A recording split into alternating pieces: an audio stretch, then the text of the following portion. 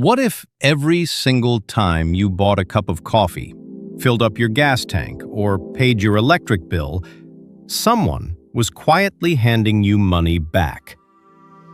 Not a scam, not a gimmick, just the way the system works, for the people who know how to use it. The best credit cards on the market today are essentially legal money printers, and most people are walking past them every day without even noticing. So here's the question. How did we get here? How did a piece of plastic, something that was literally invented to make banks more money, end up becoming one of the most powerful personal finance tools in existence? The answer involves a decades-long arms race between banks, airlines, and the American consumer.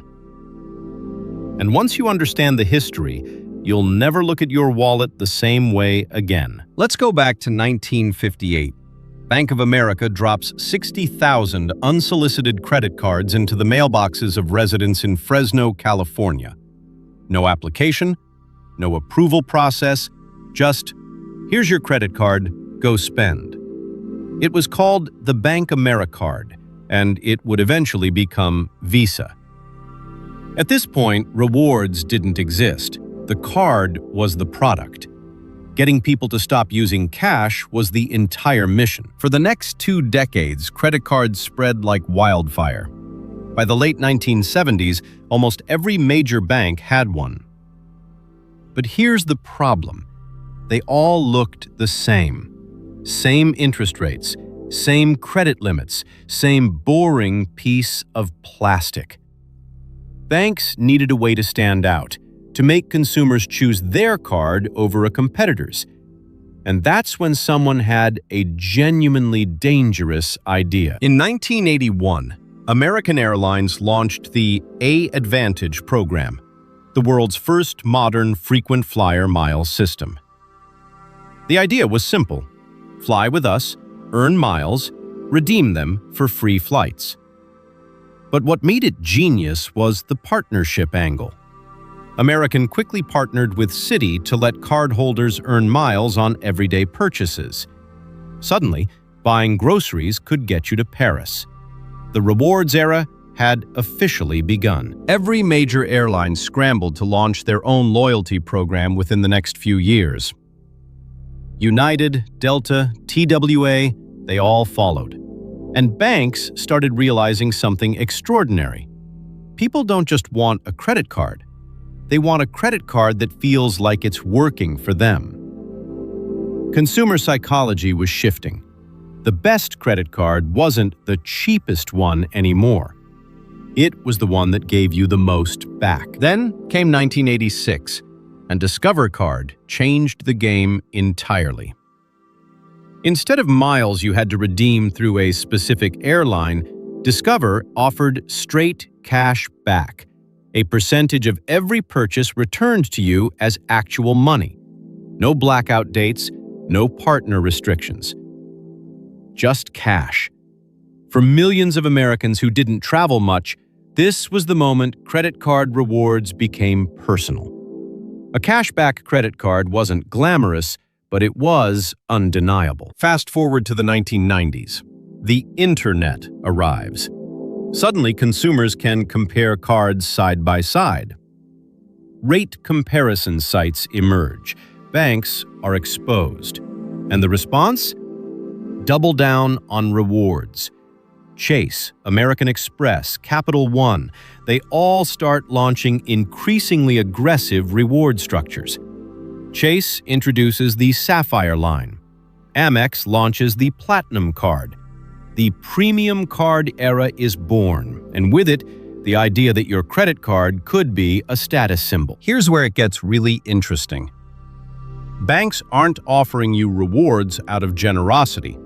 There is an entire financial machine running underneath every swipe you make. When you use your credit card, the merchant pays an interchange fee, typically 1.5% to 3.5% of the transaction. That fee goes to your bank, and a portion of it funds your rewards. Essentially, merchants are subsidizing your points. Every time you earn cash back, a small business somewhere just paid for it. This is why the best credit cards are only truly free if you pay your balance in full every month. The interest you pay in credit card debt doesn't just cancel out your rewards, it destroys them. A 24% APR wipes out every point you earned in a matter of weeks. Banks designed this beautifully. They profit massively from the people who carry balances, and they use a fraction of that profit to fund rewards for the people who don't. It's a brilliant, slightly predatory, deeply clever system. So how do you actually win? Let's talk about the modern landscape. Right now, in the 2020s, we are living through the golden age of credit card rewards. The competition between issuers is at an all-time high, which means sign-up bonuses, category multipliers, and benefits packages have never been more generous. A single, well-timed sign-up bonus can be worth $500 to $1,000 in real value. Some travel cards push that past $2,000. The best credit cards today fall into a few major categories. You've got flat-rate cashback cards. Simple, reliable, no thinking required. Category bonus cards that reward you more in specific spending buckets like dining, groceries, or gas. Premium travel cards with massive annual benefits that outweigh their fees. And then there are the transfer partner powerhouses, cards that let you move points to airlines and hotels for outsized redemptions. Each one is right for a different kind of person. Take the Chase Sapphire Preferred. It earns 3 points per dollar on dining, 2 on travel, and those points transfer to United, Hyatt, Air France, and over a dozen other partners. 1 point can be worth anywhere from 1 cent to over 2 cents when you play the transfer game right. The Capital One Venture Rewards card takes a different approach. Flat 2 miles on everything, no categories to track, easy redemption against travel purchases. Different philosophies, both valid. The best card depends entirely on your life. And then there's the Amex Platinum, a $695 annual fee that makes most people flinch until you read the fine print. Up to $200 in airline fee credits, up to $200 in Uber Cash, up to $189 with Clear. Lounge access at over 1,400 airports worldwide.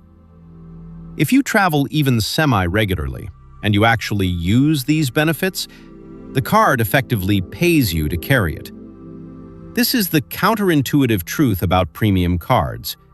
The higher the fee, the higher the ceiling for value. Here's the part nobody talks about enough.